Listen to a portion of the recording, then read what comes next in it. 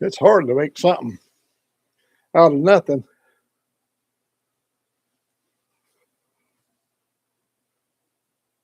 Well, good morning, all you fine human beings. I thought today I'd bring you a little bit of a weather report. Uh, Old Mac is he's right in the throes of the bomb cyclone. Uh, it rolled in here last night about 1 o'clock when it got here.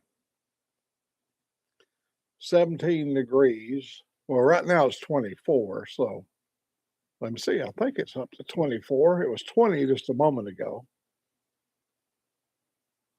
It's 21 now. Let me see if I can get it over there. 20. Well, just now went to 20. Just now went to 22 degrees.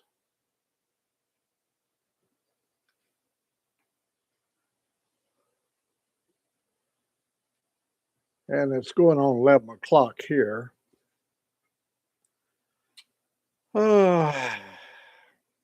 Cold. We we've got the cat house outside. The On the motorcycle, that's where the cat sleeps. So we had it all covered, and the wind is blowing so hard here. Now, you folks in Georgia, you're probably going to be getting it's hitting North Georgia now, but it's going to be cold for you folks over there too. Let me see.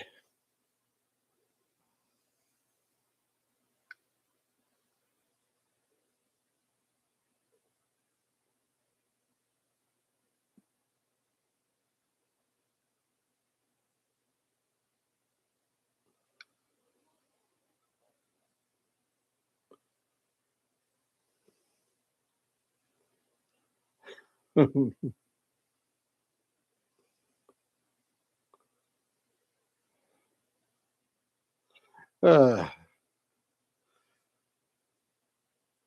well, I checked around. I didn't see anybody else on, so here it is, approaching noon on Friday. I mean, on Saturday, and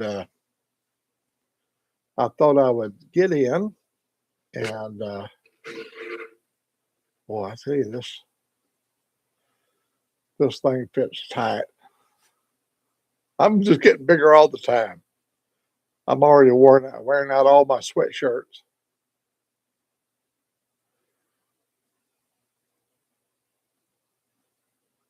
Filling them up. Um,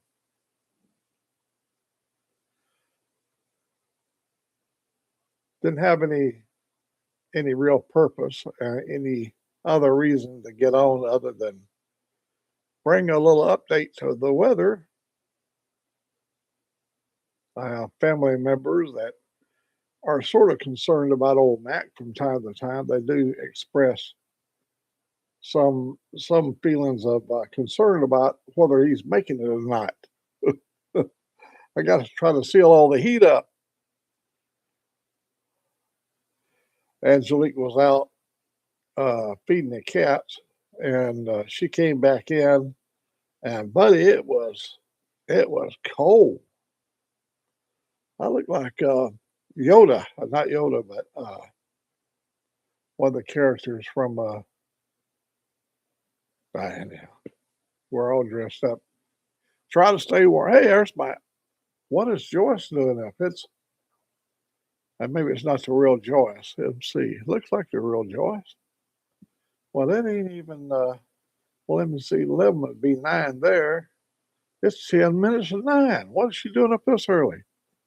Oh, she must have pulled an all-nighter. Well, thank you very much. Thought I'd just bring a little update to the weather.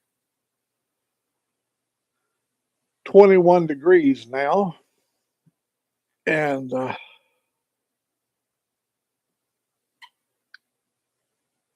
show you a picture.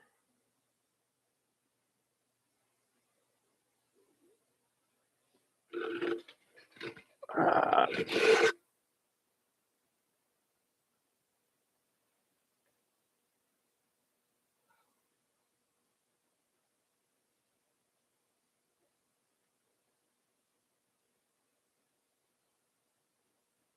Look at that bacon.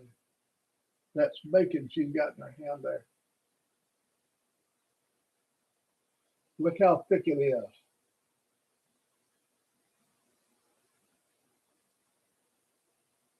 Hey, Sterling Will. That's what she fixed me this morning for breakfast was big, thick bacon, scrambled eggs. Let me get the mic over here. Scrambled eggs. Hey, Sterling Will. Just sitting here in the frozen southeast in the bomb cyclone.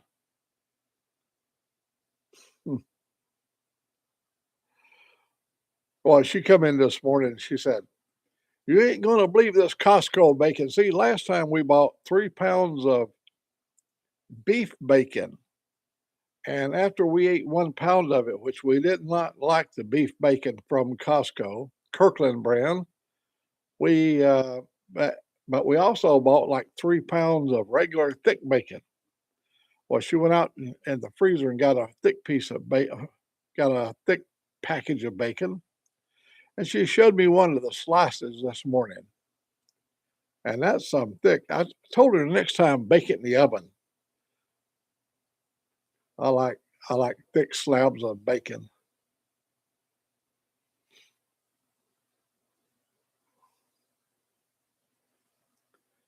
Yeah, it's not. Yeah, the high. We haven't reached the high yet. The high is going to be 24. We're at 21 now. I know 22 degrees now.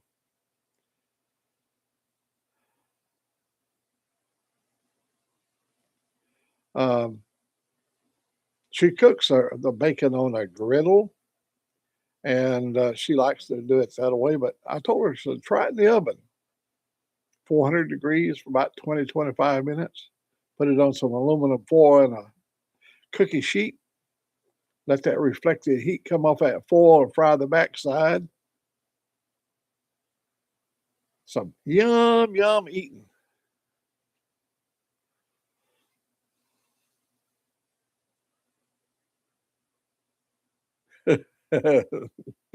Mm, I've had some I've had some good old thick ones myself in my life.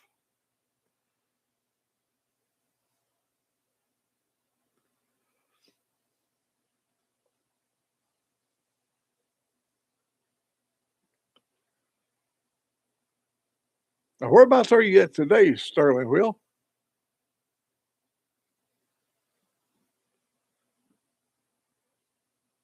Last time I saw you was down in Louisiana. Oh, you live in New Orleans. Well, the roads are to be good. As long as you get off the highway. Hey, adventures of Mr. Keith Fobb. How you doing, my friend?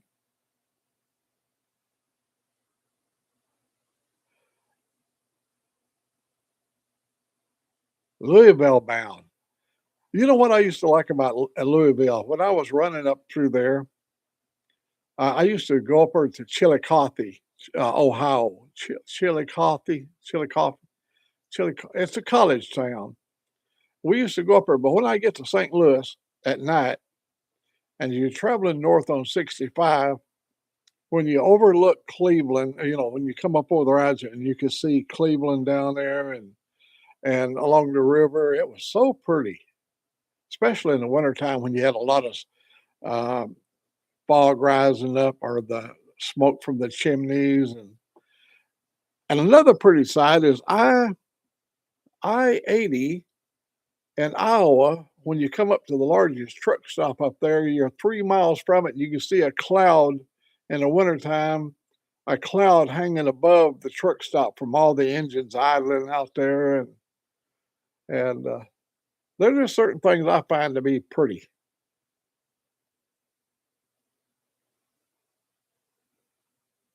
insane. That's a good way to put it, Mike. Coleman County, we're up in the north center part, center of the Alabama. I don't know how cold it got up in north part. I'm sure you're colder than we are down here, but we're going to be down to 12 degrees, 10 or 12 degrees tonight. And that is for my area down here near Blount County.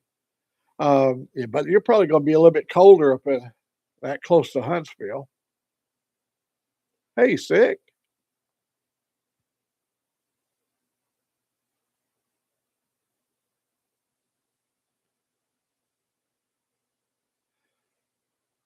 Oh yeah, it's going to be cold.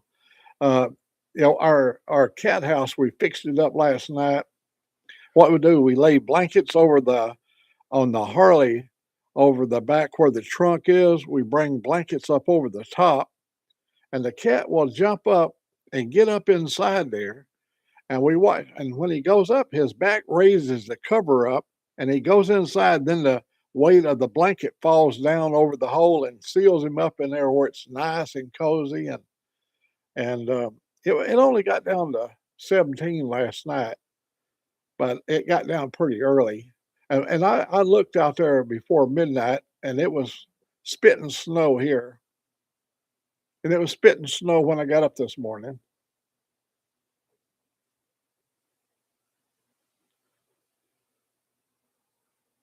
Hey, Big Dan, sick bastard. I'm hoping everything's good for you down there. Let me see.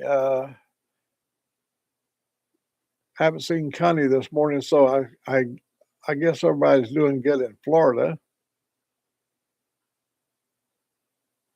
Taters. Oh, the other morning she made me some tater tots for breakfast instead of hash browns. She put some tater tots in the air fryer, and man, they were good.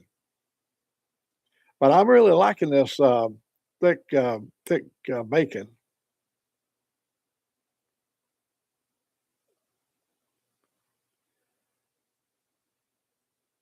Oh, my pleasure, man. I got my cup's coming tomorrow. I ordered me one of the old Max cups there. I mean, them things gonna be rare. Uh, yeah, I ordered. Angelique wanted one, so I ordered her one, and so we'll have it tomorrow. It says it's gonna be delivered tomorrow sometimes. So maybe Tuesday I'll have it on the show. I got to put my little coffee table right over here, right in this area here, and set my coffee cups on it. Yeah, I've got a coffee table over there. I can set it right here and set all my coffee cups on it just for the show.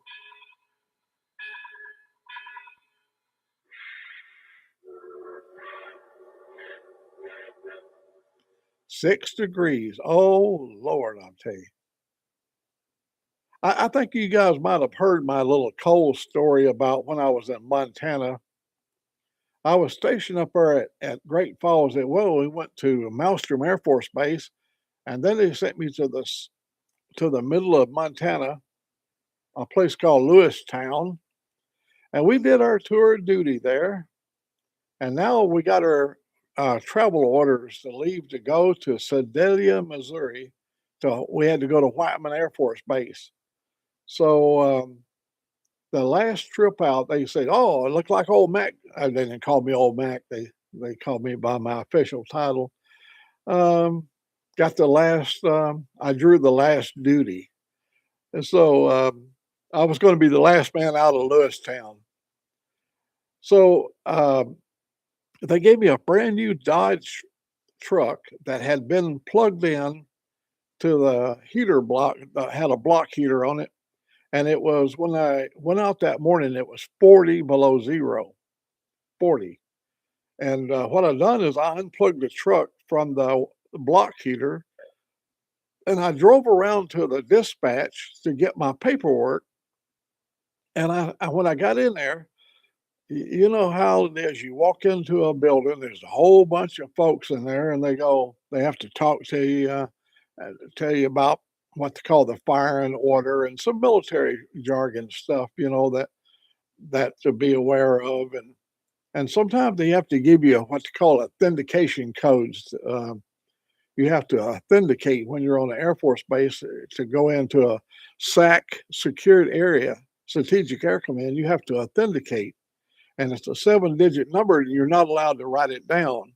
So you have to commit the 7-digit number to memory, and so you learn little ways to retain that number. So meanwhile, all this time I'm in there 45 minutes getting my paperwork and catching up on everything. I go back and hop in the truck. The brand new Dodge had a three I believe it had a 360 cubic inch V8 engine in it. So I hopped out of there or left the base, and I went up on the highway to head towards Harlowtown. That's down south in Montana, 120 miles away. And I got up on the highway, and just about the time I made it up onto the highway and got my speed up, the radiator blew up inside of the truck, the heater radiator, the heater core. When it blew up, all that stuff came up through the vents onto my windshield. And at 40 below zero, immediately a sheet of ice formed inside the truck. So I had to turn around, find me a way, roll the window down. It was a GSA vehicle, so they didn't give you electric windows. You got to crank it down. So I finally got myself turned around. There's no traffic at 3 o'clock in the morning. There ain't no traffic. Oh, you have to leave at 3 to get down there. The 125 miles, 100, maybe a little more or less. But then you got to go out to your site, where the missile is at. And so I got turned around. I had to drive back to Lewistown. I pulled my hoodie up, and I had a military muckaluck on, an Air Force. It has fur around the front, and I pulled it and pulled a hole where I only had a little slit for my eyes. And I drove back a couple of miles back and drove into the dispatch area and told them my new truck blowed up on me. so, they, so they gave me another truck, and this one had just came in, so it was still warm and everything was good, and we was able to make it out. Well, when I got back that night, they had my travel orders cut for me, and so we loaded up. I had a Chevrolet Blazer, by K10 Blazer, whatever they call them, K5. It was had big tires on it and everything, 4-wheel drive. When we left that morning, when we left Lewistown, January the 19th, 1979, it was 68 below zero. No wind, just frozen solid. So we leave out of there. Quite a few of us were traveling in a caravan. We're all going to Sedalia, Missouri from Lewistown, Montana. And but we didn't in your civilian vehicle, you don't have military radio. See, in our GSA vehicle, we had military radios and we could talk to one another. And anyhow, we're going along there. And we had quite an adventure getting from Lewistown down to Sedalia. When we rolled in to Sedalia, Missouri, at Whiteman Air Force Base, is actually the town's called Knob Noster. Knob Noster is just the little town right there in front of the base. But the big town is Sedalia, which is 20 miles or so on down the road. When we pulled in, we went immediately to the dispatch, which is inside of Whiteman Air Force Base. So I went into dispatch to turn my information I brought into them. And then people, they go, see, there's 600 of us all together, 630, but 500 had already made it down, and we were the last ones because we were deployed out up in Montana on the last few jobs that had to be done. a closed down operation. So we the guy said, "Boy, we are so pissed off at you people." Well, why? What's the problem? He said, "Yesterday we had snowy, rainy weather here. Today it's 29 below zero. In Sedalia, Missouri, 29 below zero. Everything is frozen solid." They said, "You guys brought all that bad weather down here with you." But the morning we left up there in Lewistown, and it was 68 below zero. Up on Rogers Pass, up there, it's a little bit further away from us. Rogers Pass was 70 below zero. Now, that's pretty damn cold. Um, you can't tell much difference between 60 and 40 below zero. What I like about when you get to 40 below zero, usually the wind dies down. It's very calm. It's very still, very cold. Um, and another thing good about 40 below zero weather, you never catch a cold. You don't have any form of sickness. There's no viruses, uh, no flus or nothing like that. You can have exposure, but you're not going to be sick from a virus because there ain't nothing going to survive it. We were when we was there in Montana, and it was 44 below zero in a little place called Judith Gap. We was at one of the sites there, and my site manager, he didn't have GSA driver's license, and I had to drive him.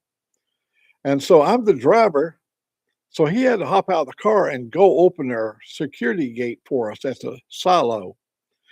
And when he hopped out, he had a kind of a jacket open, unzipped in the front, and he had quite a beer belly on him, like I do, big beer belly. And he had a T-shirt on that didn't quite cover his big beer belly. So when he hopped out, that there was about a 3-inch strip of his beer belly down there exposed. He got over there, everything was locked, and he had to do you have to do all this stuff there's some procedures you got to go through to get through a secured gate. And while he was doing all this security things, when he came back and got in the car, of course the car was nice and warm. He he was sitting over there, and I noticed he kept rubbing his belly, or uh, when we got to Harlow Town, we stopped at the ABC store to get a 12-pack or 18-pack. He of course run out into the store and come running back out with a beer, and the light, the big bright lights there, I could see his belly had a red strip across there. And I told him, I said, "Man, take a look at your belly. A big fat boy can't see your bottom side of your belly. You have to lift it up to see down." I said, I said, "Your belly is burned." And he had, that cold, frigid air literally burned a strip across his belly there. That's what happened at 44 below zero. You don't mess around with that stuff. Cold can kill you really quick. All of our vehicles had emergency.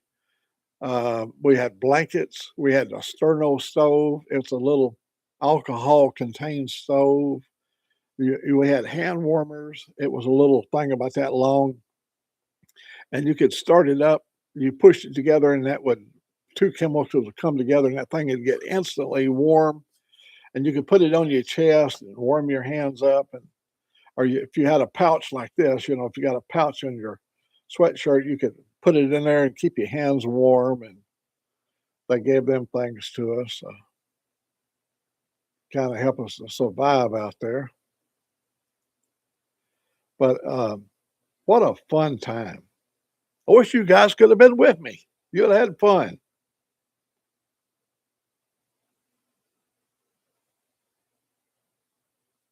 Well, I told a story about all of us pisting on a barrel there, and And as the winter progressed and got colder and colder, the piss began to freeze like an iceberg on the side of a 55-gallon drum.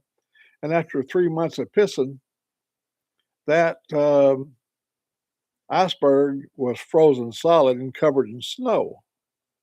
One of the Pentagon people came out and found our yellow iceberg. She broke off a chunk of it and analyzed it, took it back to the base, had it analyzed. She thought that drum filled full of concrete was leaking. I said, "Ma'am, the concrete can't leak." She said, "Well, I know what I see. I know it's leaking because you can see where the bulge is on the side of the tank on the drum." She was really she was quite clear that she was convinced that there was some kind of hazmat pouring out of the side of that barrel, and she had caught something big, and she was going to report it to the Pentagon. Uh, Life was never dull there.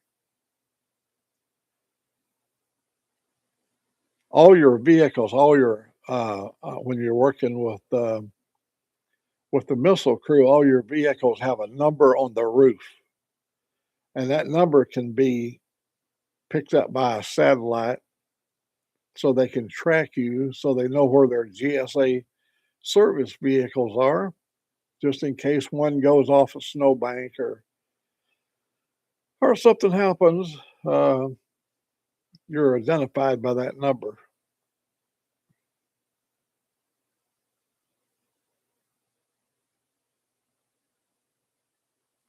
Well, see, the low temperature I've seen so far is Big Dan at 6 degrees. Uh,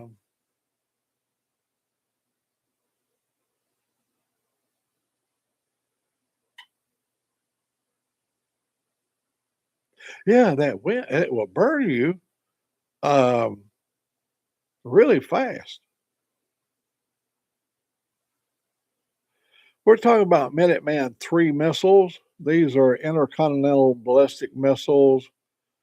I think the ones we were doing, we call them dense pack. That means they got MIRVs, multiple warheads, multiple entries. They had sometimes as many as 10 packages per bird. They weighed about 97,000 pounds. Intercontinental. They could do a 6,000-mile trip in 15 minutes or so. They were real fast. We we did a we did a deal. We set up 60 cameras. Uh, we did this for the Air Force wanted what's called verification. We built a door.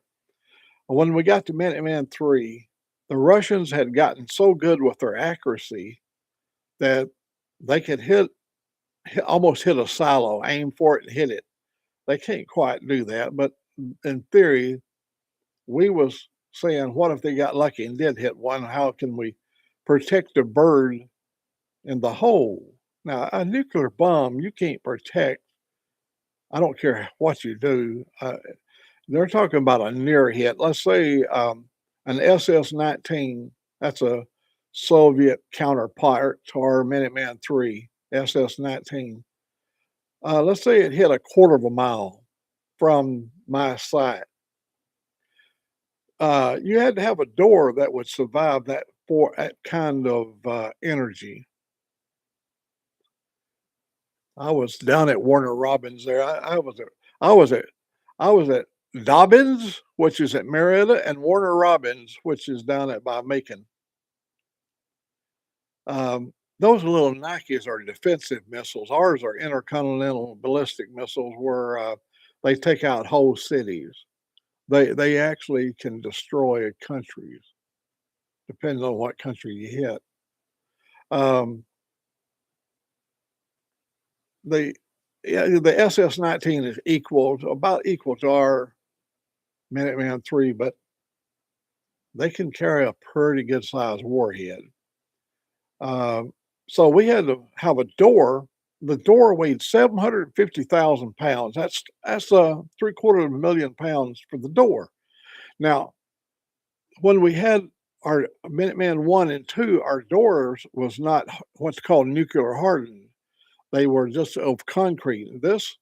These doors were grout, uh, like glass and stuff like this impregnated in the door, heavy rebarbed. It was really stout door. And it was about 8 or 9 foot thick, big, thick um, door. And it was on 2 rails. So all the Minuteman 1 and 2 had a 1 and 2 cylinders. First Minuteman 1 had one gas cylinder that opened the door. In other words, there's an explosive charge that would push the ram and that would pull the door open. Well, when we got to Minuteman 2, the door got heavier, so they went to a much stouter single ram deal, but a much more powerful charge. So when they got to 3, up to my end of it, we went to two charges to open the door. And they wanted to see how fast we could open the door. You take, for instance, if your missile sitting down on the MSS charging system, 3-point suspension, it's sitting there waiting, and you get the order. The missile's got an umbilical cord going into the side of the missile, and it gives all of the power. Once that cord disconnects, it goes on to what's called internal power. So it's sitting there from the time the motor's blast, set or solid fuel, no liquid. Time the motors fire, you got a series of events that happens. The explosive charge takes the umbilical cord off. The missile's traveling up the tube. You have to get that door open for that bird to go out. That door don't open and get out of the way. And so if you got a door up there that's going to be opened up, snatched back real fast, what if you got 6 foot of snow? What if you got debris damage from a close missile? And let's say there's 10 or 12 foot of debris laying on the top of the door. Now, the door weighs 780,000. You might have several tons of debris on the door.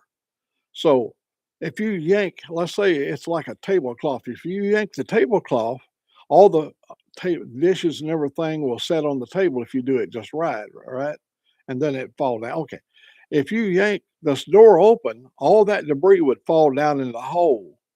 So along the backside perimeter of the door, they had to have 7 explosive pins, about that big around, 7 pins, stainless steel, but they were explosive pins. So when there's a certain amount of pressure on it, as the door opened, on the back side of the door was folded stainless steel, folded. It was folded up. So when the door opened, it unfolded it like an accordion, and all the debris falls into it, and then it takes all the debris with it. In other words, as the door goes down the track, it carries that big bundle of stuff with it away from the side. So now the military's got to see us do this to make sure that this is going to work. So we set up our perimeter. We put 6 or 8 feet of water over the hole. We put a perimeter around the silo, filled it full of water. And then, of course, at 40-degree weather, we froze the water, and it was all frozen. So when conditions...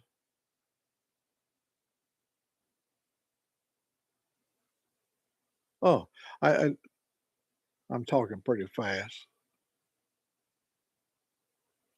Yeah, Nike is a defensive system.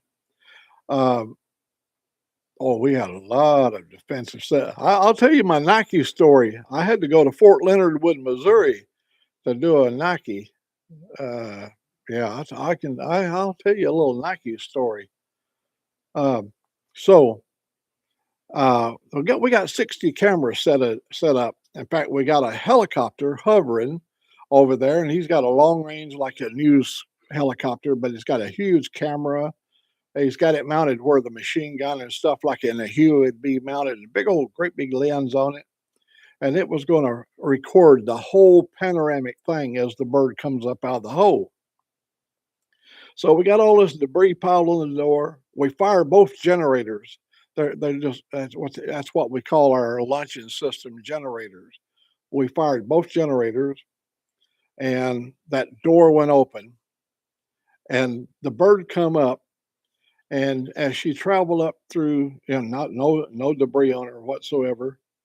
Um, when the bell of the engine, when it passed where our cameras are located, it was traveling 2,700 foot a second.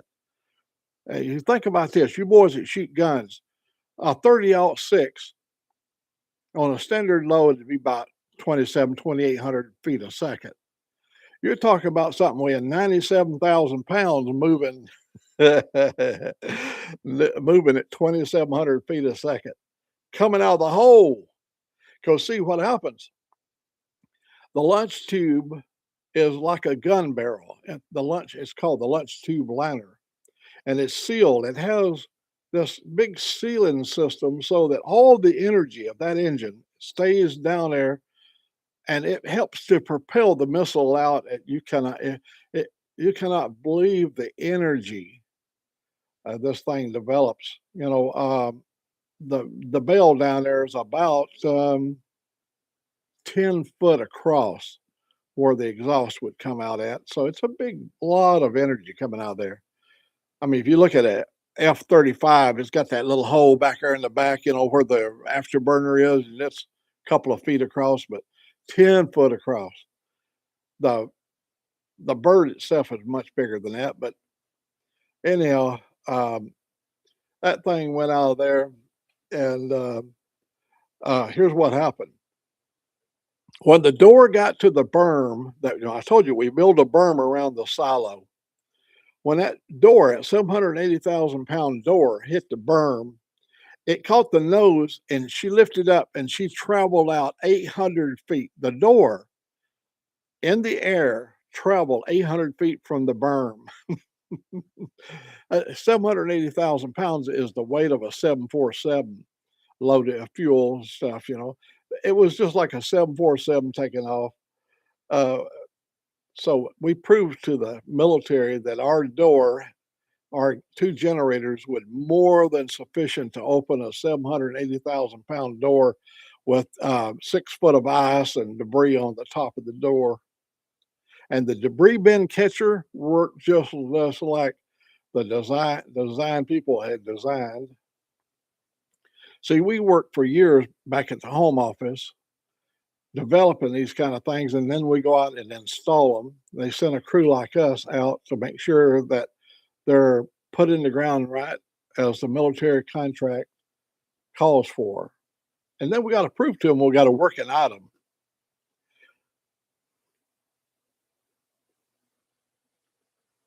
Oh, the payload.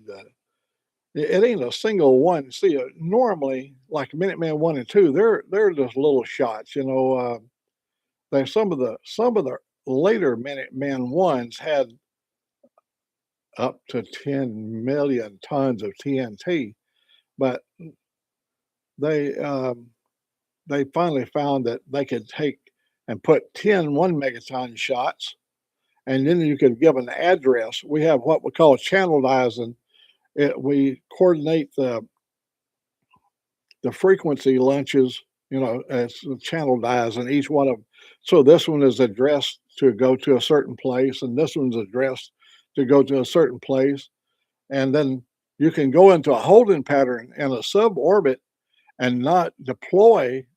You can't call them back now. They ain't one of them things where you can whistle and the boys come back to Missouri or Montana. It don't work that way, but you can not detonate a nuclear. It would fall to the ground and maybe do damage from the weight and the impact of it. But once they get the authentication to send out one at this address, this authentication, that's where it goes. It's off it goes. It's goodbye, whatever town you would think of. Long as it's not Cleveland. We had to make sure that it wouldn't go to Cleveland or Birmingham. But anyhow, so we were out there as happy as pigs in mud out there at the Whiteman Air Force Base, and the whole Nike system. See what happened when binary language began to show up and when we begin to get digital logic and things like that. All of a sudden, your guidance systems are all now digitized. They have a thing called a brand new thing when I was there called GPS. I know you people say, hell, I've got one on my watch. Everybody's got GPS, but in the 70s, GPS was like very impressive.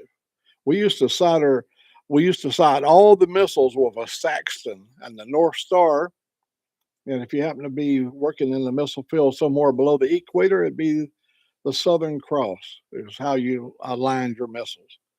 And with the advent of GPS, targeting become so much better. So they all the Nikes had to be upgraded, and our nearest one that protected Whiteman Air Force Base, the nearest detachment came from uh, Fort Leonard Wood, Missouri.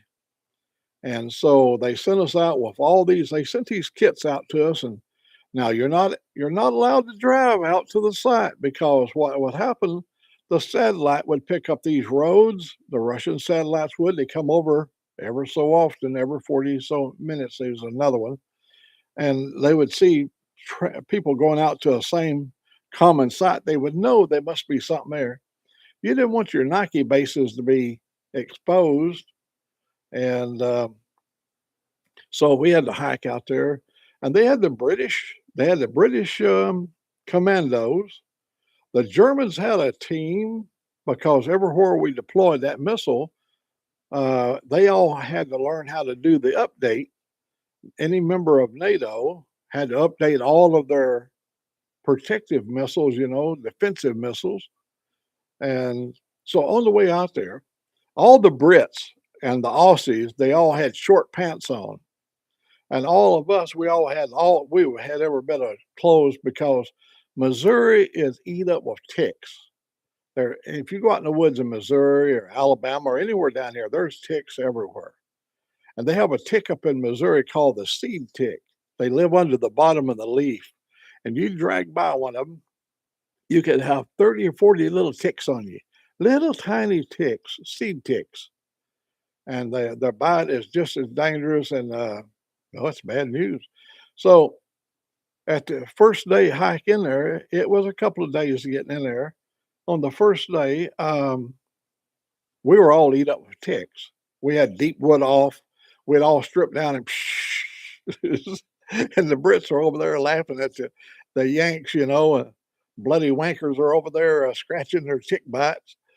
And so we concluded it was the diet. The British has a really odd diet compared to Americans. We're about 40% barbecue sauce. I mean, Southern boys, we drip barbecue.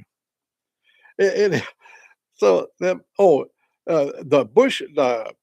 the Aussies, they got a great big soft shell turtle, and so the British and the Aussies and one other unit, I don't remember, they was some kind of a expert in that field, and I don't even remember what country it's from, but anyhow, they all looked alike. Um, they cooked this turtle, and that was my first time to ever eat turtle. Being a Southern boy, you'd think I'd have eaten a lot more turtle, but that was my first experience. And they gathered all the herbs. They gathered all that stuff when we're out there. We had the Army Survivalist Group. These people are trained to live on their own, and they they got all the herbs and stuff. And I got to say, it was good. It was good. Of course, we had all our MREs. I think I eat all my I used to eat a lot of them. On every site, wherever you're at, you always had a trunk. It was filled full of MREs and emergency rations and emergency.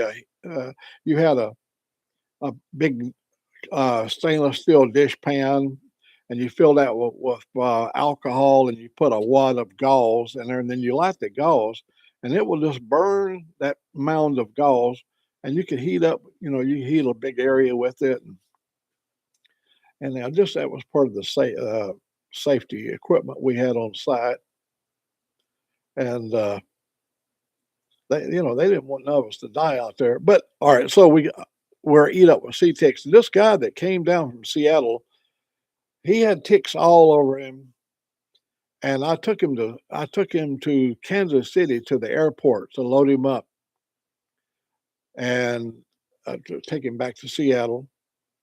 And he called me when he got back up to the home office there, and he said he was in the middle seat and there was two ladies on either side of him, and his nuts was itching so bad. He had so many chiggers in there, little wrinkles in his ball sack, that he just all he wanted to take a steel brush and brush his balls. He said he was itching. Every 2 minutes he'd get up, run to the bathroom, and scratch and do everything he could to try to get ticks off him. And so he didn't have time to go to the shower or nothing. We had to get him back to Seattle. And well, I ended up going to the hospital. I had so many bites on me in the back of my knees, all over the place, and I had to get like a tetanus shot or something because it gave me a little bit of fever. But hey, we survived it. Life was good, I'm telling you, buddy. If you like an exciting life, that was exciting. We enjoyed. I enjoyed every minute of it. Oh, so first night back, when we got back to Fort Leonard Wood, we had to stay down. We got back to Fort Leonard Wood. We stayed. We went to the barracks, the only place they had for us to sleep, and the air conditioner went off, and it was scorching hot. Let me tell you, we had all the windows open, and you'd roll over, your sheet be soaking wet, and then you roll back into that wet spot there to just cool off. So we finished up the operations and had to get him back up there and fly him back to Seattle, and never a dull moment. We had on the site, we were allowed to have two appliances every site. Your what you call your site manager, he'd have a list, and you could pick from the list of approved devices to have at your site. So we gave up we had a Fry Daddy because we'd stop at the market and we'd buy fresh hamburger meat and we'd make hamburgers, and we had cheese and all that stuff. And over right next door to us was the contractor that was doing all the manual labor, uh, and they had a coffee pot there. And so we'd drink our coffee over there, go over and fill our mug up and bring it back over here. And so our second appliance, we got a TV set. Now, TV wasn't on the list, but they allowed us to have the TV because it just wasn't on the list. It would make up our second appliance. And what we did on the Pettibone sitting there with the boom up, and the boom was up 50 feet or so off the ground, 50 feet above the silo. And I put a rabbit ear antenna up on the top and I picked up Springfield from where I was at. I could get Independence and Springfield, and I could get Dean Jacobs, the guy, when we wanted to watch a ball game, we could rotate the Pettibone and pick up other stations. And after the crew was down in the deep hole, he could rotate it. So one time we had a site inspection. This guy was a general, and they called on the military radio, told me to get my site ready for inspection. So we had everything in order. There's certain things you have to do on the wall. You've got to have your IRSOs, integrated record system order. It's telling you every job that's on that silo and what level of completion they're in. It's in the factory, it would be called a bar chart, but in the military, it's called IRSO, integrated record system order. And so you'd have to go pull an IRSO for whatever job you're going to be doing for the day, and you'd bring it up to date. Well, the military, when they come in, he brings an officer that checks your IRSOs, and he compares your IRSOs to other people's earth shows how far along you are in development, how soon the military is going to be able to take take that missile over, take delivery of that missile, and so uh, they was doing all their normal stuff, and they got a couple of other officers. They get in the pettibone, the basket, and they go down to the bottom of the deep hole. They inspect the missile, and they go down and inspect the workers as they're working or whatever, whatever their job is. I never interfered. I never involved myself in whatever they do. It's none of my business. You'll learn in our level of security, you never ask any questions. Never ask. You don't ever. It's what's called need to know basis. If you don't need to know, you don't dare ask the question. But you just find out things from other guys. After they leave, the workers will tell you what they were involved in. We had a network of, so we could figure out what was going on to try to stay ahead of them. Because them guys are just pricks. They work for the Pentagon, and not the military people, but the inspectors that comes with them. They're wanting to look for something. But the general's sitting there, and we're just doing casual talking. All of our work is done. Their men are still his men are still down in the deep hole doing their inspecting, but our share of the work is done. And so he says to me, "How good is the TV reception out here?" And me and the base commander, the site officer, he was sitting there, and a site officer's eyes got real big because nobody had ever challenged having a TV on your site. We were the first to have a TV on our site. And I said, "It's good." He said, "Can you get Springfield?" And it was around 3:30 or 4 in the afternoon. I said, "Yes, I can." He said, "Where's your TV at?" And I picked up a thing that it was like a military box that had some official writing on it, but the door in there was the TV because you wanted to keep it covered up all the time, because you're out there out in the open. So construction dust.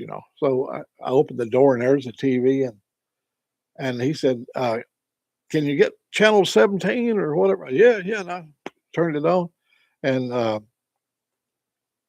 he said, "I've been watching General Hospital for like 20 years. And today, Dr. Hardy's going to ask Jesse to marry him." And he said, "I'm telling you, I was so mad when they told me I had to come this far down. I knew I wasn't going to make it back, and I was so pissed off." He said, "That's the reason I was angry when I came in here." But he said, I back in the days, General Hospital was only 30 minutes long at that time, a little soap opera. So he sat there and watched his General Hospital, and he was happy as all kinds of. He said, "Can you get channel something out of Independence?" I go, Missouri, and I go, "Yeah," but I said, "I gotta move the pettibone." And he said, "They're gonna be down there for another hour." "Yeah, move the pettibone." So he rotated the pettibone over, and so there comes in my channel, and he wanted to watch Big Bucks. There was a little game show in those days called Big Bucks, Big Bucks, and he watched that show. That general watched that Big Bucks. Me and him, I watched it with him, and anyhow, it was quite an amazing guy. Well, that's just a little inside stuff that you don't think about. That's their lives are just like ours. They have a job to do. We had a job to do. Sometimes we pushed the boundaries. We never did push the boundaries on our job. We did our job, but the protocols sometimes, military has.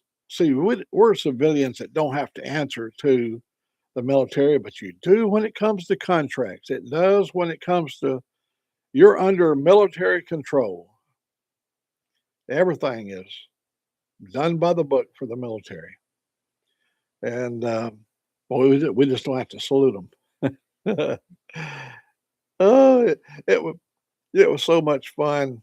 Um, oh, when that crew left, when it left, and the site officer, he came into my see where our trailer house is divided up in two sections. He's got the front section. He's kind of like the gatekeeper. He checks people in the site. If you got a vendor bringing in some diesel fuel or something for one of the diesel motors, he has to be checked in. The quantity of fuel has to be measured. All kinds of standards you got to fill out and do all kinds of stuff. And then on my side of the house, if anything comes in that pertains to the missile, that's my side of the house. I had to verify that these components meets the nomenclature of the site that you're working on. On your big blueprint over on the right hand side is your nomenclature, telling you all the list of materials and their locations and stuff like that. A blueprint can be read like a road map, construction blueprints. You have letters ABC and you have numbers. So 34F, just go over to 34, slide up and come over to F, and there's where this part is in the nomenclature is located right there on that silo. It's a kid can do it.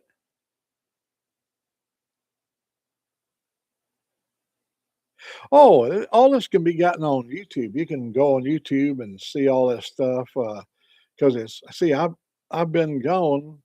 I left my last day in the field was in December of 1979. I came back home in the field from out of the field. My last deployment, I stayed with the military for a long time, but I stayed in the office. After you get, see, 1980, I was 40 years old. And literally the kind of work that you do out in the field, all the stuff, it requires somebody a lot younger than 40. 40 makes good office material. You can sit in the office and by this time the thing came out called the PC. By 1980, PCs were commonplace. In the 70s, PCs were common, but more common by 1980. And we had to train they set me up a school over there, and I trained 30 or 35 students at a time just on how to use DOS. Back in them days, there was no Windows. Windows hadn't got invented yet, but they had DOS. Any IBM machine, you had to know the syntax for DOS to be able to navigate yourself around. You also had to write a batch file because you had to assign yourself. You could make compartments where you would assign yourself certain tasks that you're going to do, and you had to write a little batch file to find those files. And yeah, this operating system. That's right. But you had to know the syntax. But when you'd write a batch file, you'd put it up in the command line. So when you open your computer, start your computer, it reads, it reads everything in the computer getting up to the point. And when it does the command line, it executes the things that's in the command line. And it'll bring you up a little menu, A, B, C, D, E, F, G. If you click on A is where you can, if you, well, no clicking. When I said click, oh, no, my apology. When you hit enter on A, you could go down and hit enter on A, and you could go to a compartment. That A has been assigned by a batch file, and that might be Nancy or uh, Nancy is not a term you guys use, but um, these are numbers that are on certain hardened materials, and certain classified materials would be in these little compartments. And you could go over and every day you had to scrub your computer because you're not allowed to leave any operating systems. we we did a lot of things. I had a brand new boss to show up. Um, I knew him really good. I knew him from a long time ago, and now he's gonna be our manager. And when I heard about this, um, I set his computer up. I went in and wrote a batch file, and I had it to, uh, say things on the screen. And so when he went in to log his, you have to log yourself in. And when it came up, it said, "Good morning, Roger," right across the screen, and it scrolled across there.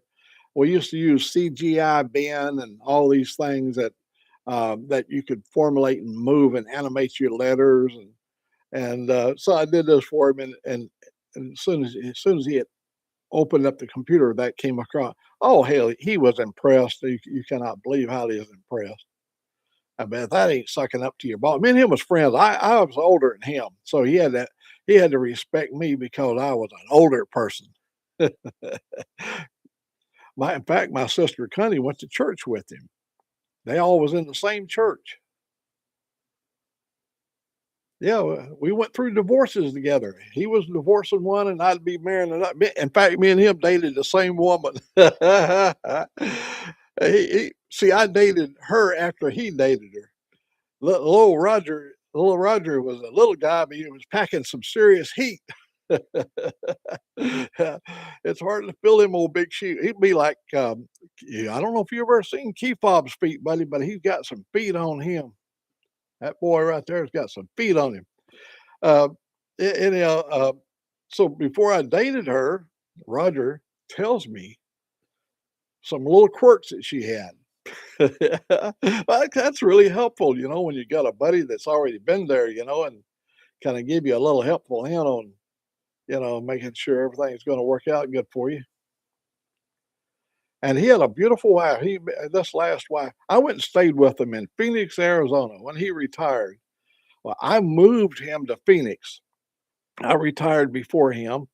And so when he finally retired, um, I moved him to Phoenix. I stayed with him down in Phoenix. He moved. He bought him a house in Sun City West, there in Phoenix. That's a golf course, golfing community, and he was our big golfer. And I moved him down there, and I stayed. Well, his wife was named Kathy, and she said, "Are you all right, Jerry?" I go, "I'm all right." Why are you asking? She said, "We thought you was dying last night." I go, "What? What would make you think I was dying?" She said, "We heard this horrible noise coming down the hallway, and I said to Roger, I believe he's dying in there." And so she sent Roger down to check on me. And when he got down to the door, I was laying on my back and I was snoring.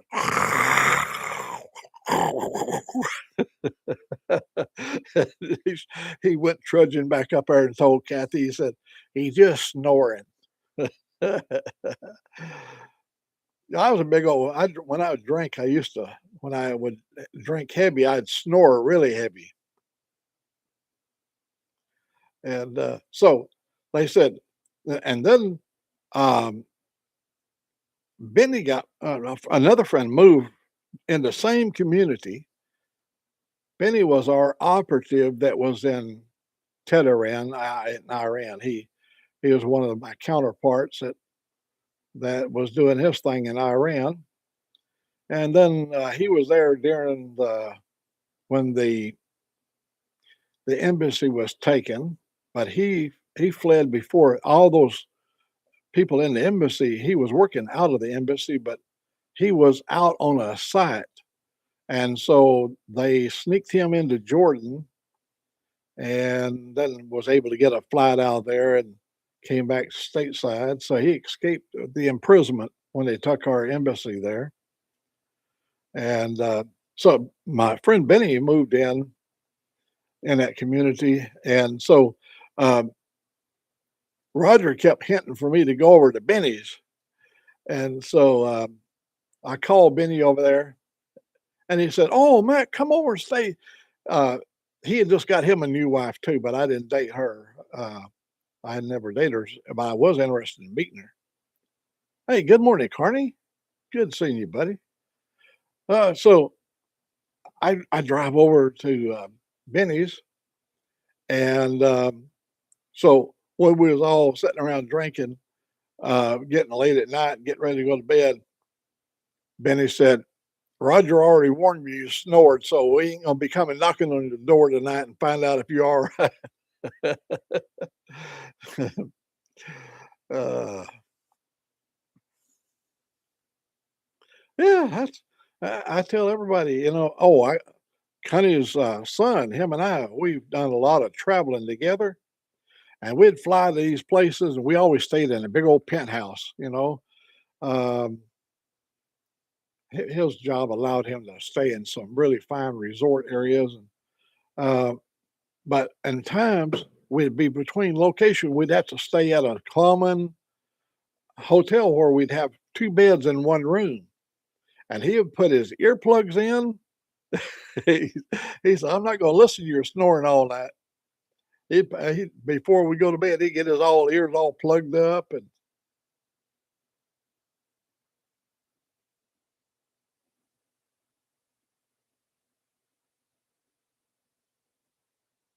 yeah, yeah. Did he, Sterling? Did the sick complain about you snoring? I've heard six dogs snoring.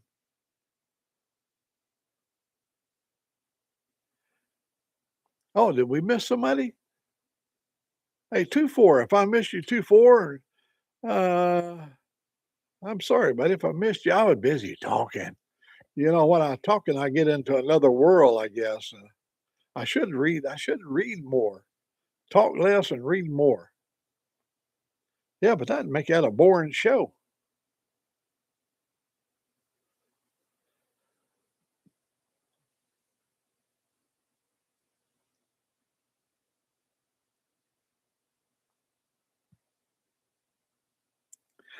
Hey, sick. Tell us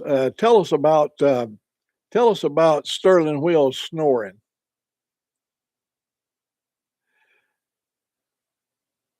I saw Key Fob. I saw your boots that you repaired.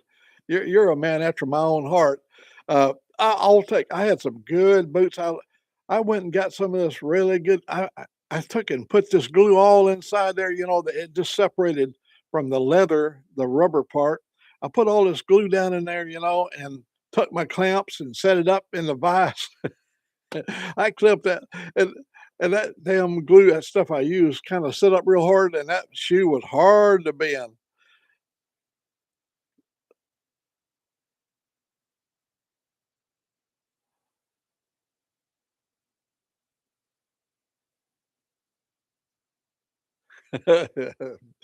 I'm dead to the world when I'm snoring over there.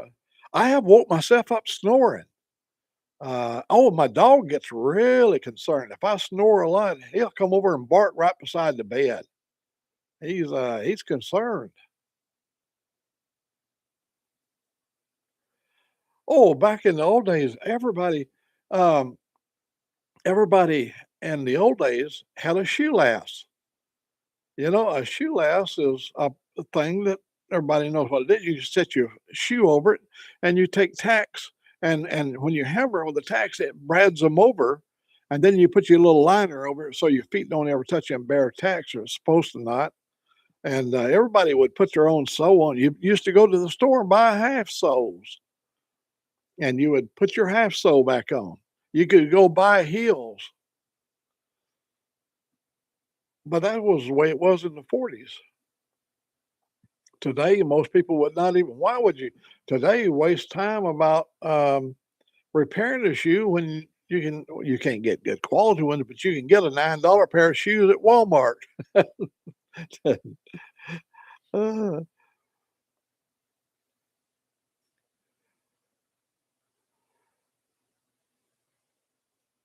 and that comes to speaking about prices and stuff. People that have went up there and looked at the price of those cups. I've got in my store. I've got a cup. Just you can have two sizes, 11 or 15 ounce. And soon as they see that price, my sister said she was almost ready to hit the buy, and she saw that price and she said, "Hell, I can get them things for $4 over at Walmart."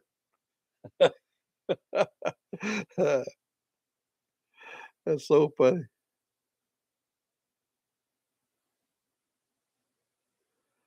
Yep, I've duct taped my shoes, and uh, yeah, I've done a little bit of all of that.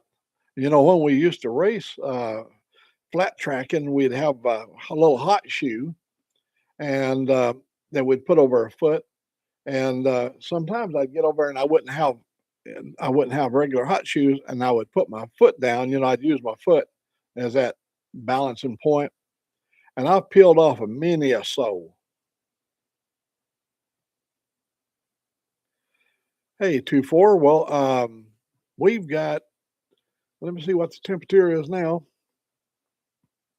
It has been. It's going to. I think the high for the day is. Oh, look here. Let me bring it up here.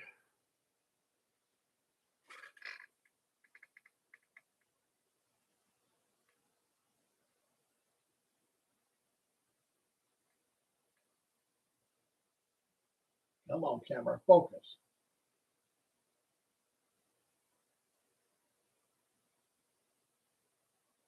22 degrees here at noon in Alabama.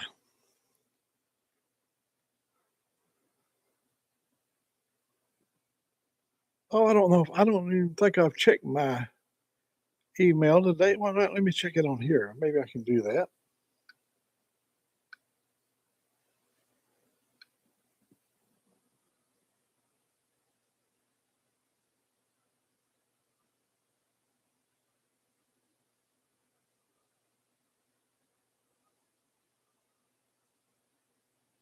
I will do that, buddy. I will. I promise you, I will do my very best on it, and I'll send it through through your email. You know, I've got your email, and I'll send it back. Oh, that is going to be beautiful. That's going to be a beautiful song. You got it, buddy. Uh, Beautiful lyrics. I love it.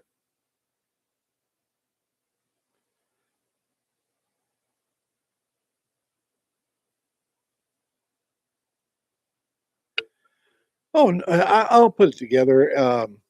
And what I do, you can ask Angelique, and she would never lie to you. I will sometimes do 30 versions of the same song, the same words, but I'll change it 30 ways. In other words,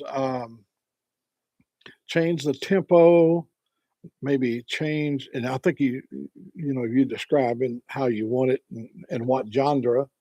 Um, I've had people ask me if I could do it in certain rap versions and whatever you can think of. Do you want a video to go with it? If I see what the content is, would you want me to make you a GPT video, or just send you? I'll make it and then let you decide what you want to do with it.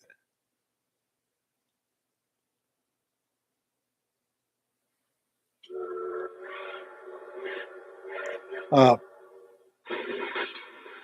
Let the train go by.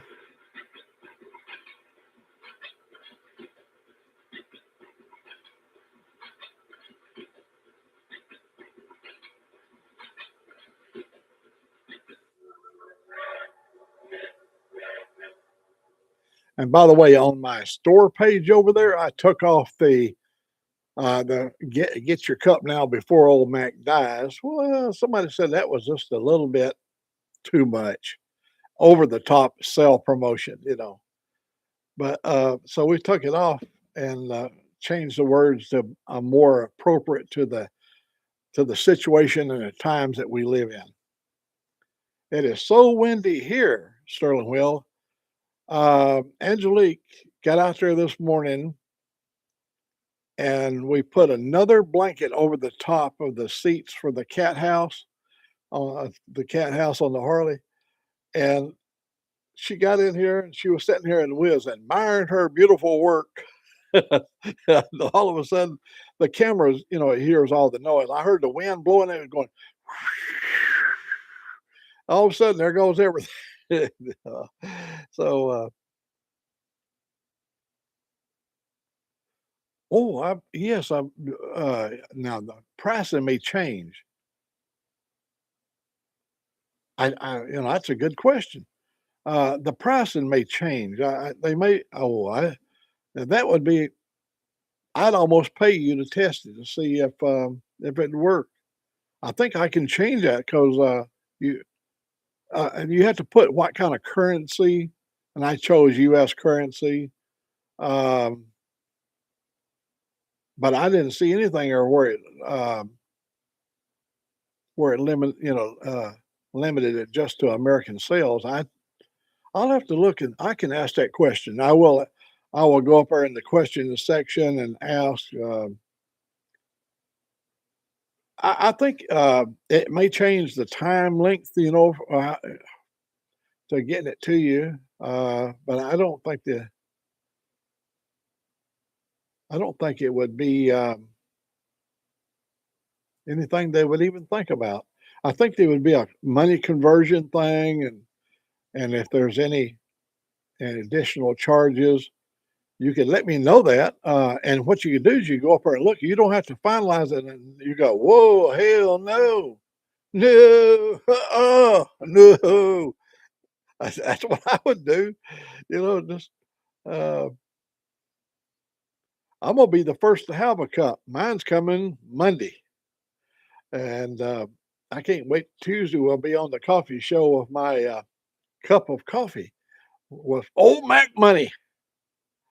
I mean, I'm not egotistical or nothing like that, but I just can't wait till I get my new cup. I may end up buying my both of my sisters one just so make sure that they'll have one because, after I'm gone, they'll be sitting around crying and everything, and while they're crying, they're drinking their coffee with a little bit of scotch or something in it or whiskey, and tears dripping down in their coffee cup and everything. Yeah,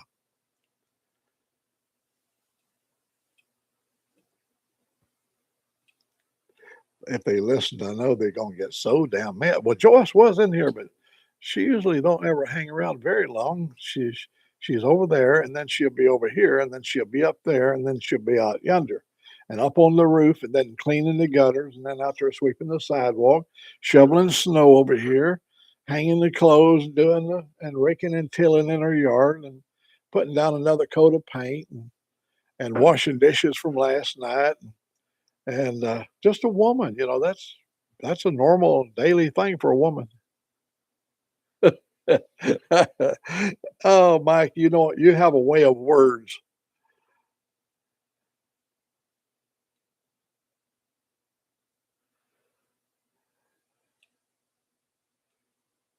Oh, now look at that. This is just something that I did, and I wanted to see how it worked, and on that store thing.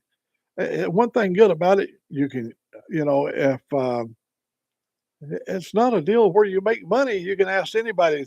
You would have to sell 1,000 cups before you got into what you'd call money. Hardwire. Hey, buddy. I'm way behind. Oh my God.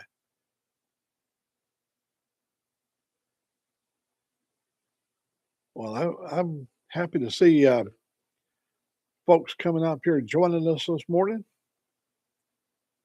Oh, this is probably, I don't know, this ain't won't be illegal. Buddy, right there is the best. You cannot have a better knife for slicing bacon. Oh, oh my gosh, I keep that thing like a razor. I wish I could. I don't have enough hair left on my arm to demonstrate it. But buddy, she will cut that hair off. Oh, look at that! You can see it. Oh, yeah, the camera's way up there. That thing should be a sharp one. I just like the way they feel. I did a video. I have a AR, not AR-15. Yeah, AR-15, not an M16.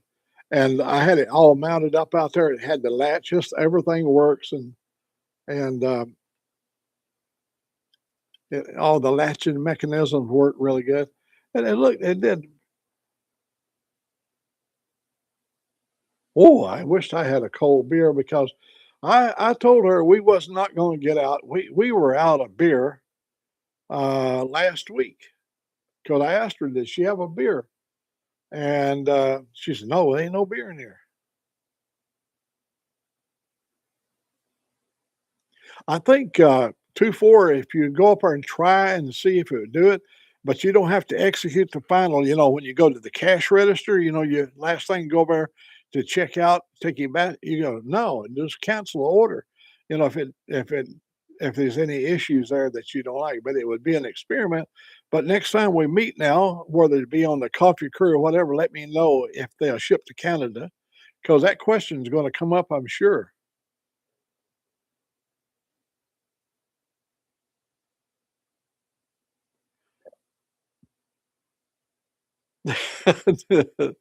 Oh, did you catch a Uber? Uber? Let me tell you my little story about New Orleans. So I get down there at 1 o'clock in the morning, and I've got a flatbed, and on the flatbed I've got several drops I got to make there in New Orleans.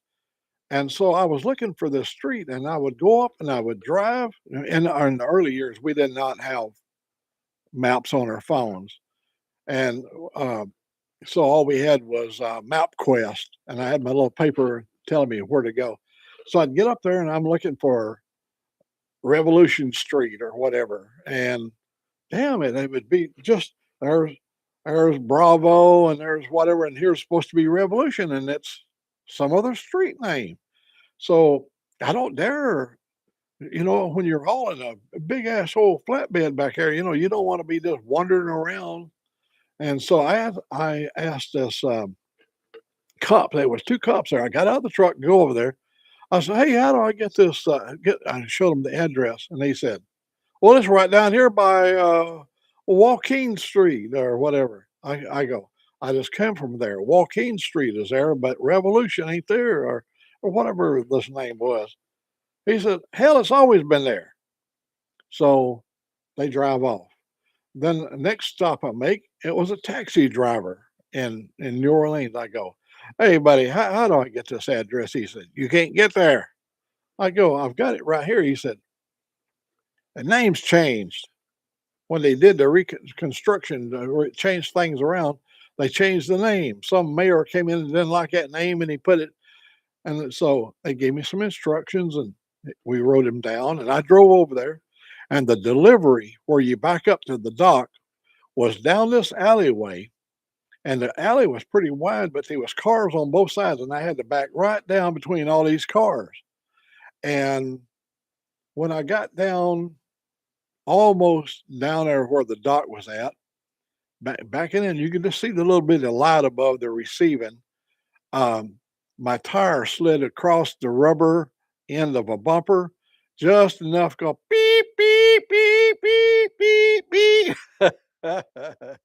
Oh, hell, I just kept on backing. And that car sat there and kept, and it would go off and then come back on. So finally, they got me unloaded, and I went back out. Going back out, I didn't hit nothing. But just as I went by him, I guess the vibration from my exhaust or whatever set that damn thing off again. Burp, burp, burp.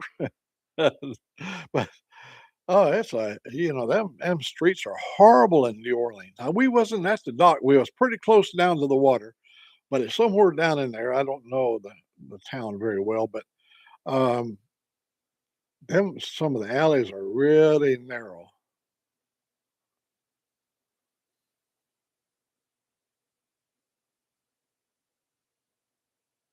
Oh, let's put this back away here.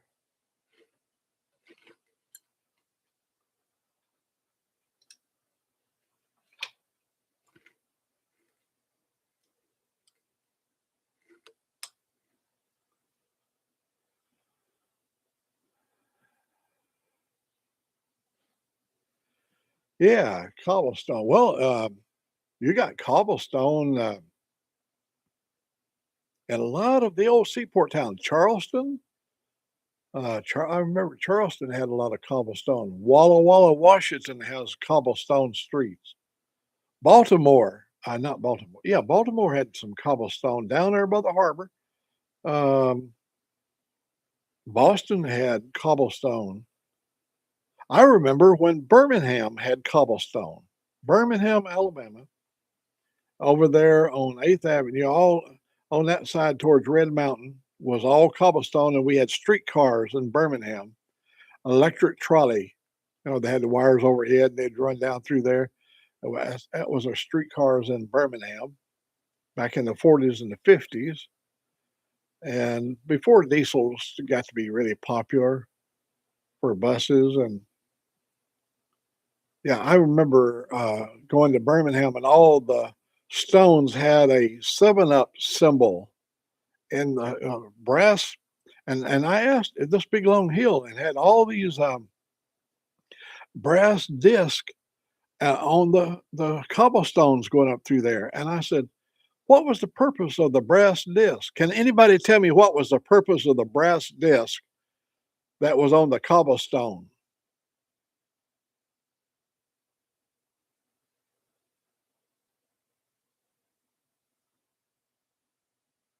Oh, yeah. Savannah's got a lot of cobblestone. Uh, the brass disc uh, reflect the moonlight because the stars were falling on Alabama. Uh, the brass disc is when the horses going up that long hill, the hooves could dig in for traction. Those brass discs was placed up through there so that they could get traction because snow would build up or ice or whatever, and they could get traction up the hill. That was the story told to me by a person that lived there during the period of time when horses in Birmingham was popular. In the early 1900s, Birmingham had a lot of horse-drawn wagons in the city of Birmingham, and that was the rest of the story.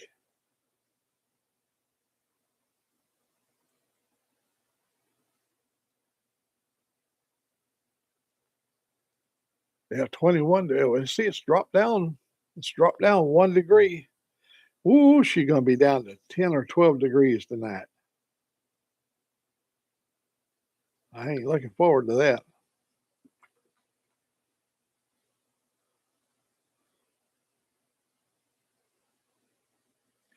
Well, I have just one heater. This room, well, you've been in it, Key Fob. It's a long room. It's 18 foot wide over in the bedroom area, but this part here is only 15 foot wide. But the room is 30 foot long inside here. And so I've got one little heater sitting right there. It's one of them little wall heaters. And that's all we have for heat in the room.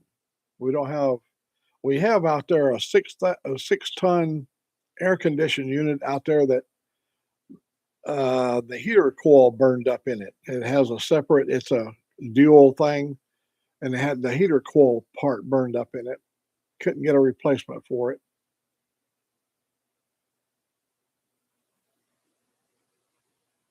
Okay. Well, hey,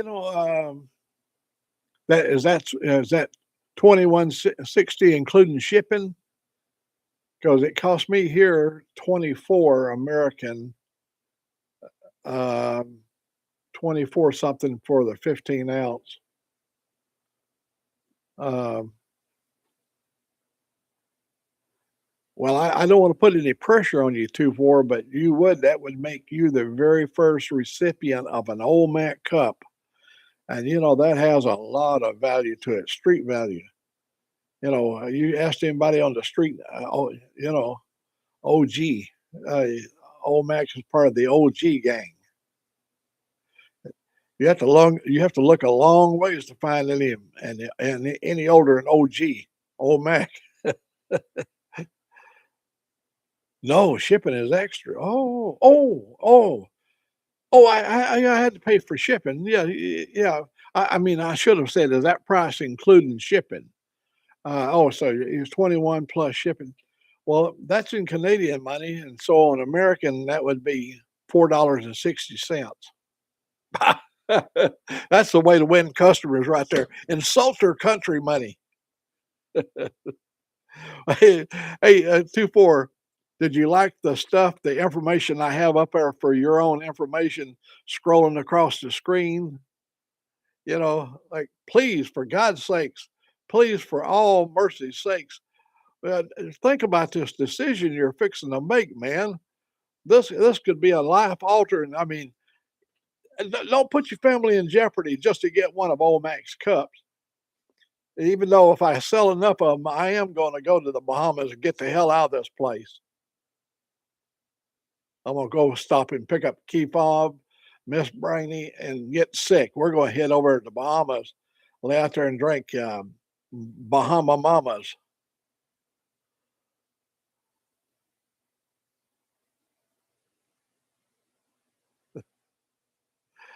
Uh,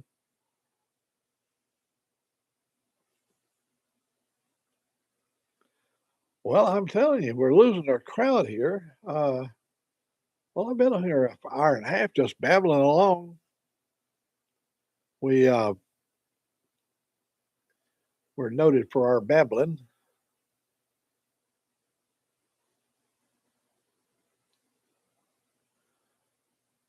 We'll go down and get them Bahama Mamas down there. Oh, what's that other drink I really like? Oh, it's got ice cream in it. Bushwhacker.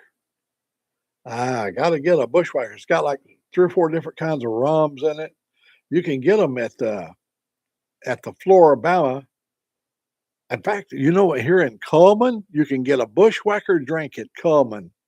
Yeah, I found a place that's got the Bushwhacker, and then there's one we fell in love with down in Florida. It was not the slippery nipple.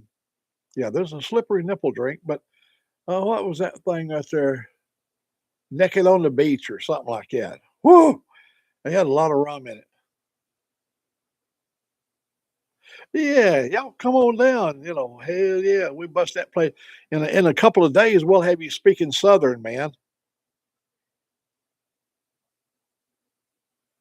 Sex on the beach. That's it. That's it. That's naked on the beach. I was thinking of Sterling Will naked on the beach. That'd be a more appropriate for him. He likes getting naked. That's the reason he's a hit at the truck stops. They go, oh, it's old Sterling Will. Look at him out there. Sterling Will is just woohoo.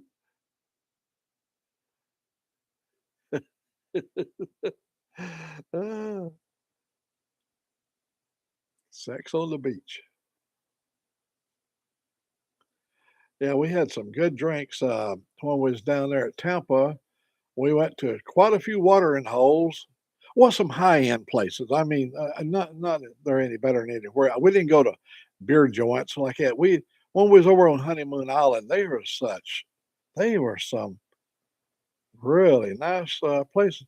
The problem is that the decor and everything is nice, but when you pay anywhere up to $24 for a drink or higher for a drink, me at my lifestyle and budget, I could only do a couple of rounds, and I'm like, "Yeah, I've had it. That's enough for me. My wallet can't stand it." Let's see. I got my wallet laying right here. Ah, I'm gonna show y'all.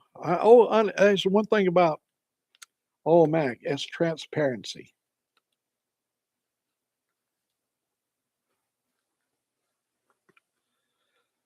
Hello, hello, hello, hello, hello. I mean, you can actually have feedback coming out of that. I know how. Look here. There's a second compartment. Here's another compartment. And this is more holler than the last one. I haven't had no cash in there. We haven't been anywhere to get cash. Usually, when we go to Walmart, I'll try to take out $100 to house because there's places where you need some cash money. I haven't had any cash in there in 2 or 3 weeks. We just haven't, and we haven't been out very much. This cold weather has put a little cramp on our lifestyle.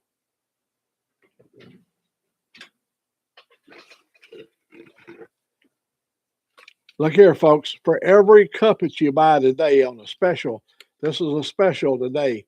Every cup, I guess I got it upside down. Every cup comes with a fresh new one right here. Yeah, every cup sold. Yeah, you just right here. Everybody, they're just they'll just be wadded up like this, kind of just like this, and stuck down in the cup there. So when you open the package, sometimes make sure they don't fall out or nothing like that. I ought to put those in my wallet to make me feel good about myself. Yeah, yeah, might have to do that. Yeah, see, there used to be a way you could fold. You wanted to fold your money. When you pulled your money out, you had to pull it out. You had to pull it out. Where, yeah, I think I'll buy a couple of drinks here for the boys. Yeah, oh yeah. What? Listen to this.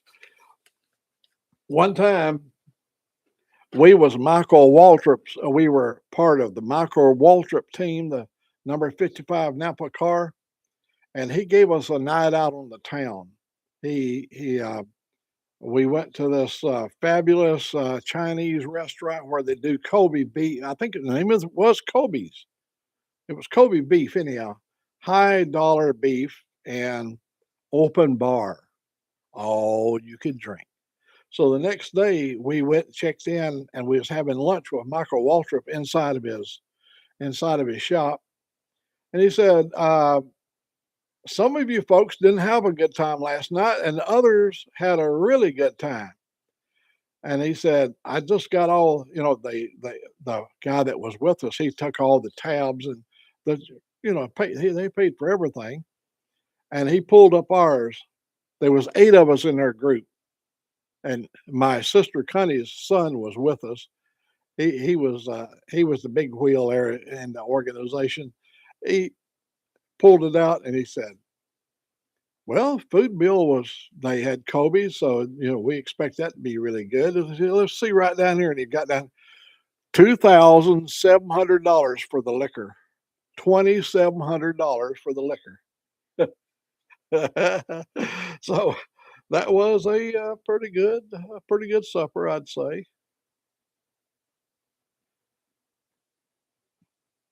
And her run, they went to Las Vegas, and he bought breakfast for some people, a crew that was with him. $2,000 for the breakfast in Las Vegas. High dollars. I ain't never spent $2,000 in my life on a breakfast, but Ron has. I shouldn't use names, I guess, but that's I've just never been in that income tax bracket, or I've just been a cheap bastard. Yes, me cheap. Well,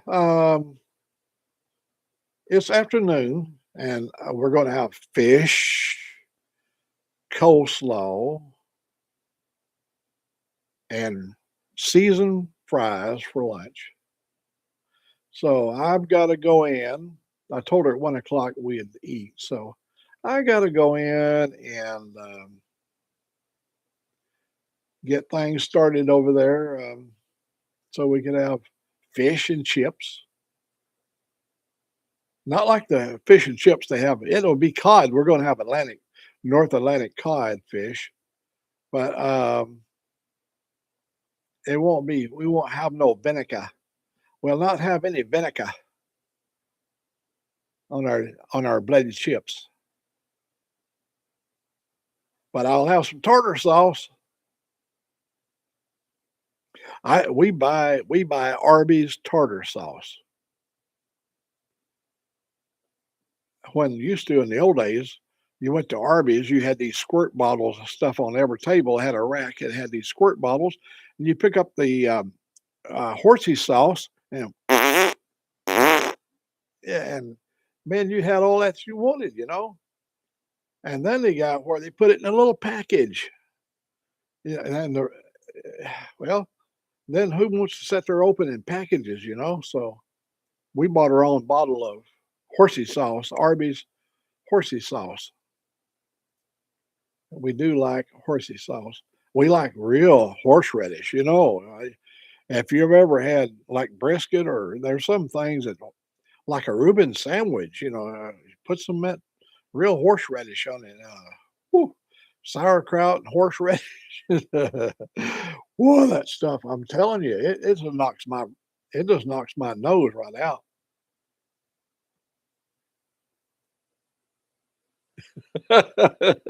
Yeah. Well, don't plan that vacation on all that money, on all that money, uh, uh, too far, 'cause, uh, this was it was just I'm gonna pretend what you heard today was only a figment of your imagination. Nobody else saw any money, did you? 2 4 is the only one that saw money. Mhm. But I do like the idea of going to the Bahamas. The whole coffee crew shows up. Can you imagine the hoot what kind of time and, um, the whole coffee crew shows up somewhere over in St. Thomas or over in the island somewhere over there, anywhere where it's warm. Even Key West would be better than, this, 21-degree weather in Alabama. 10 degrees tonight, 10 to 12 degrees.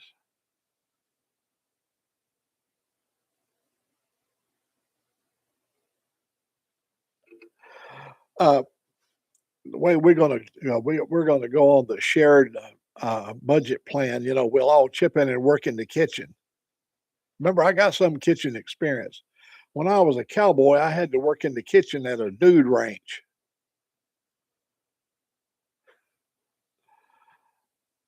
Oh, yeah. Uh, I don't know what they are. I'm going on this is my year of my 86th year of life. It will be in June, 86 years, but I'm in that 86-year period. Um, I, I I have seen, uh, seasons come and go, of course, and every spring, it has the same effect on me right now, approaching 86. As soon as we turn the corner into January and we weather out January, this is the last day. It's just like the sap is coming up to the top. I'm more energetic. I get traveling on my mind. I want to go somewhere. I want to do something. Um, I think it's like coming out of the den after being harbored up, through the month of December and January, and I know you folks up to the north, y'all have been harbored up a lot longer than we have. You've been in your den for quite a while compared to us, but I always get the same flow through my veins of traveling when it comes heading towards spring. Now it sort of subsides when I get up, like up in June. That is riding time, man. Here in June, you can plan long riding trips, um, and take those trips and journeys on. Well, here in the spring, you can ride anytime, but I'm talking about other folks. By June, other people are starting to get out and riding. That's the reason we like going to Sturgis in August. It's an ideal time for everybody to be able to travel. The snow hasn't started to coming into the Rockies yet. If it is, it's way up in the higher elevations, and all the freeways are open, and you have some good hot days in Sturgis in August. Oh, hey, buddy, we're gonna after lunch we're gonna do some work over here, and I'll send you the results. But thanks for joining us here today, and I promised her that I would do the fish thing today. So let me say good afternoon to each and every one of you. I wish I had some sound effects so I could make some goodbye going away noises or whatever. Maybe I can do this right here.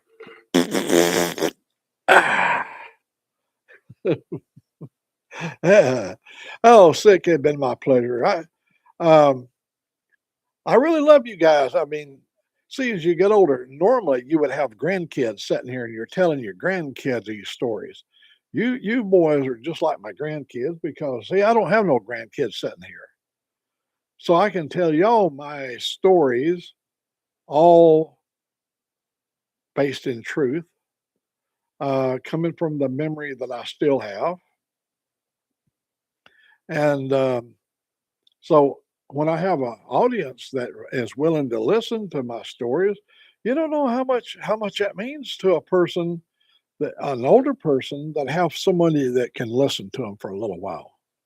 And I mean, that's a sad part about aging thing. There's so many people my age is already in a nursing home, and nobody wants to go to a nursing home. The last thing you want to do when you wake up in the morning is go to a friggin' nursing home to visit somebody. And that's one thing you should be doing, is going and visit people at the, you know, I had a friend that made music, and I would get him to bring his whole system up and set it up. And I think it was on Thursdays. On Thursday night at the nursing home for my mother, we did music, and we had people to get up and sing karaoke. And oh my gosh, what good times we had. Now, I'm going to tell you a rewarding time that I had is I did Santa Claus for the nursing home, and there was 99 patients, bedridden patients. And when I got to one old man, I asked him, was he, was family coming or whatever? And he said, well, I want to go home. And I said, well, is your family coming down to see you? And he said, no. And he's laying on his back. And he pointed up and he said, I want to go home.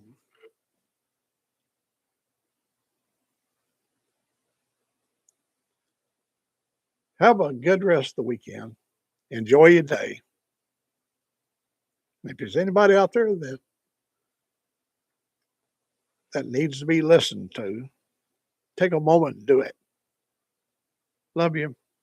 God bless. Bye bye, Big Dan.